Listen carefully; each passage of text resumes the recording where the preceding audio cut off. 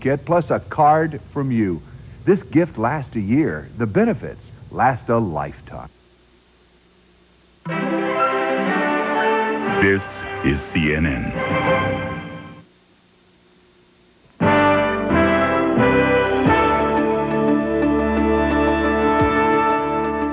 To our viewers around the world, good evening from London. I'm Hilary Bowker. And good afternoon from Washington. I'm David French, sitting in for Frank Sesno. Ahead this hour, selling safer sex, enlisting prostitutes in the battle against AIDS, and the tension between Iraq and the UN heats up. A growing possibility the sparks of conflict will ignite another U.S. military strike.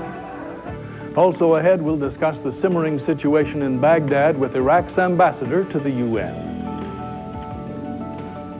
We begin with the showdown between UN inspectors and the government of Saddam Hussein, which took a dramatic turn today. The UN team that tried for days to examine documents inside a Baghdad facility finally gave up. Their superiors ordered the pullout after an inspector was attacked in full view of Iraqi officials. An inspector sitting in the car outside the building, it was 5:30 local time, was attacked by a man who attempted to stab him with a skewer. The inspector defended himself successfully. What is astonishing with this is that Iraqi security first allowed the man to approach. They talked to him and allowed him to approach the vehicle. They stood by when the attack occurred and only intervened after the inspectors had managed to defend themselves. They took him away, talked to him, and let him go freely. Street demonstrations against the UN mission have grown increasingly violent. Iraq says the building houses the agriculture ministry, nothing more, and that a UN inspection would violate Iraqi sovereignty. The UN suggests there's material inside relating to Iraq's ballistic missile program, which is to be destroyed under the Gulf War ceasefire resolution. There is renewed talk of an airstrike by the Allies. White House spokesman Marlin Fitzwater says, quote, "We're not ruling out any option, including the use of military force." In our second half hour, we'll discuss the situation with Iraq's ambassador to the United Nations, Abdul Amir al-Anbari. The countries hard hit by poverty are the ones hardest hit by the AIDS epidemic. Today's session of the International AIDS Conference highlighted the gap between rich and poor countries when it comes to funding the fight against the disease. 94% of all the money spent treating AIDS goes to industrialized countries, but 80% of all new AIDS cases are in developing countries. And while the cost of treating one U.S. AIDS patient for a year is $38,000, only $400 a year is spent for a patient in Africa. To make matters worse, there's reason to believe that the strain of AIDS in Africa is spreading faster than the AIDS strain in the West. Andrew Veach reports. Women in Africa are learning to defend themselves against AIDS. Because women are more vulnerable to the virus than heterosexual men, they will bear the brunt of the epidemic. And the overwhelming majority of cases towards the end of the century will be in developing countries. The cost of campaigns like these is minute compared with the bill for treating AIDS, already put at nearly £1.3 billion worldwide. But it seems that men the world over make the same excuses. Invariably, it is the man who has a problem in using the condom. He says he gets a backache, he doesn't get the pressure. It is like giving him a sweet and asking him to eat it with the cover, or a banana and asking him to eat it with the leaf. The future of the epidemic depends largely on whether women in the West will be affected as badly as women in Africa and Asia. There are clear genetic differences between strains of the virus found in Africa and the West. So researchers have been looking at the possibility that one may be more infectious than the other, more easily spread by heterosexual contact, for example. The first evidence that the two strains of the virus are infecting different groups came here at the AIDS conference today. Doctors working in Thailand have found that the African strain is spreading through sexual contact among prostitutes, while the Western strain of the virus is infecting the country's drug users. The researchers from the US Centers for Disease Control told the conference there was no evidence so far that the African strain was more infectious. That is one of the major questions that this research has created, which we didn't anticipate before it was done. Why do we have this segregation? Could it be that one virus is more transmissible by sex due to some inherent biological behavior within the human host? However, a similar study in Edinburgh does suggest there are differences in the way strains of the virus are transmitted. And it may well depend on which type of virus they have. And it's very likely that some virus strains are more infectious than others. But that's really at the beginnings of our understanding at the moment. By analysing genes in the virus, Dr. Holmes has found that haemophiliacs in Edinburgh were infected by 3 different strains in contaminated blood products. Drug users and heterosexuals have been infected by a 4th type, and yet another version is spreading among gays in the city. Scientists say it is too soon to suggest that differences in the viruses may explain why the epidemic is spreading more slowly among Western heterosexuals than those in Africa. The virus is mutating so quickly that no one should assume they're safe. I think we have come a long way. Let us not spend time blaming others. Let us spend time helping each other, men and women, hold hands, and let us conquer AIDS. Also at today's session of the AIDS conference, a call for public health officials to take a vocal lead in the fight against AIDS. The head of the conference said doctors need to go beyond medical treatment and start tackling the problems of prevention. CNN medical correspondent Dan Rutz reports from Amsterdam. Safer sex or no sex prevents AIDS, but from diverse cultures a common theme resounds. On matters of sex, it is very much a man's world. Generally, men decide when and where and how sexual intercourse takes place, even in our countries of the West.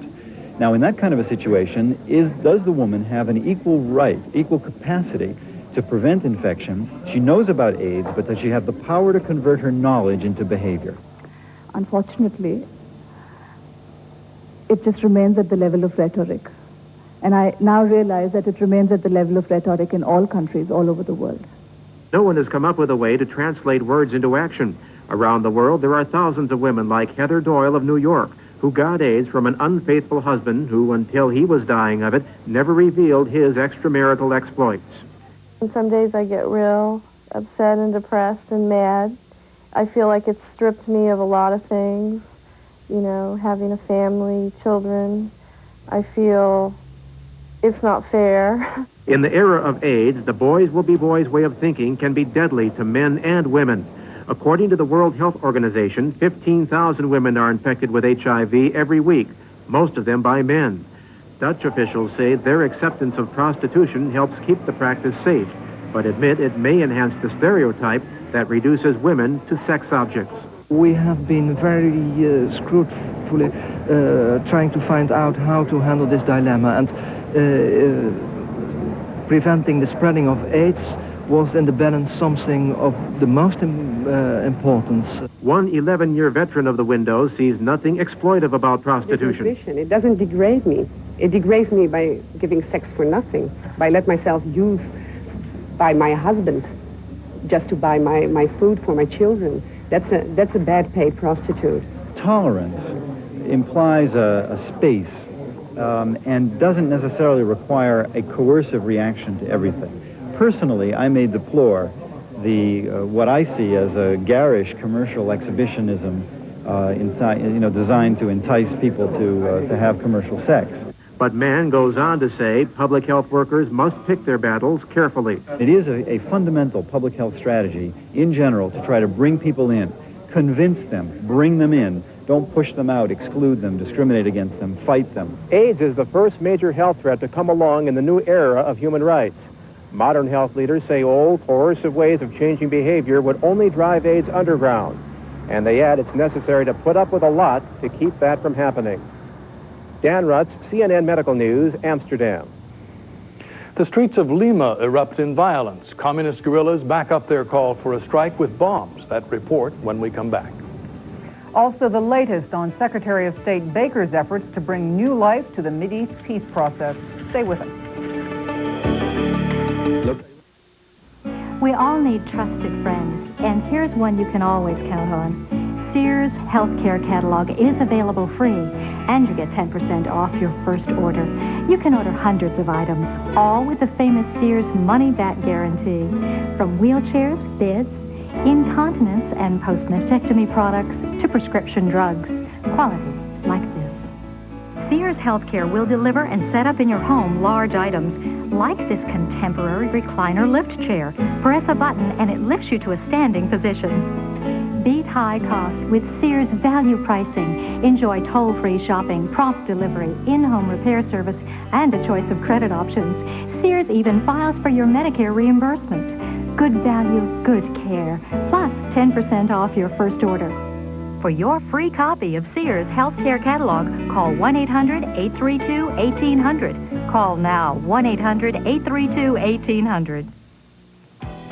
You've come to know Carpets of Dalton for top quality name brands and low prices, and now you'll know us as your complete home furnishing center, where we feature the area's largest selection of pre-finished wood flooring, no-wax vinyl and ceramic tile for the floors and the walls, all in stock to update your home with today's latest styles and colors. Carpets of Dalton, a real shopping experience. Exit 135 under the big sign in Dalton, Georgia.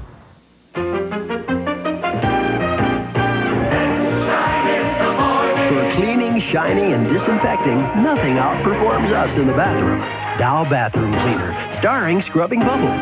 We work hard so you don't have to.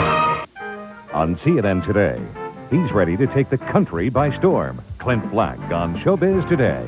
Then on The World Today, pot-bellied pigs. Why these pet porkers have outgrown their popularity. All today on CNN. So far. Lousy. Really lousy. My assessment's not lousy. The ceasefire's lousy. Yeah, okay. In fact, maybe God protect us from ceasefires. Bleak words from UN Commander Louis Mackenzie after more heavy fighting and bloodshed in Bosnia-Herzegovina jeopardizes UN relief efforts. Mackenzie went on to say that attempts to bring peace to Bosnia seem to do just the opposite, raise even higher the level of shelling and sniper fire, and there was no let-up today. And Serbian forces blasted each other with mortars and artillery in Sarajevo and other parts of the war-scarred country. And at one point, UN peacekeeping forces were fired on for about an hour. No UN personnel were injured, but scores of other people reportedly were killed in today's round of fighting in Bosnia. British Foreign Secretary Douglas Hurd reportedly is on his way to New York at this hour. He plans to meet with UN Secretary General Boutros-Ghali. The Security Council angered Boutros-Ghali when it endorsed a weapons monitoring plan for Bosnia before the Secretary General had seen it. He's now rejected the new plan. Britain's Channel 4 News says that Foreign Minister Hurd will try to ease the crisis. Medellin drug lord Pablo Escobar reportedly says that he's ready to fight to the death to prevent Colombian authorities from transferring him to another prison. A deadly battle broke out today when guards tried to move Escobar to a military prison. CNN has obtained a recording of a telephone call Escobar made this morning to the Caracol radio network. He claimed that he was calling from a cellular phone inside his ranch house prison. Escobar accused Colombian authorities of breaking an agreement that, for their safety, he and his men would not be moved. This is according to Escobar.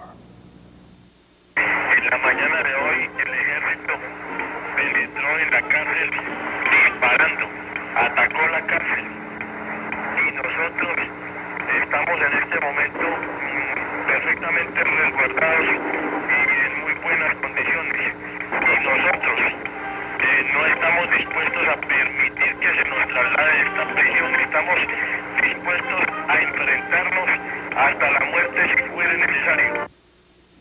At least 2, possibly 6 people were killed in the incident, and 2 government officials were briefly taken hostage. Escobar, who has not been charged yet, is fighting extraditing to the United States, where he's blamed for the influx of cocaine in the 1980s. Assistant Justice Minister Eduardo Mendoza is one of the hostages just recently released. He joins us now on the line. Minister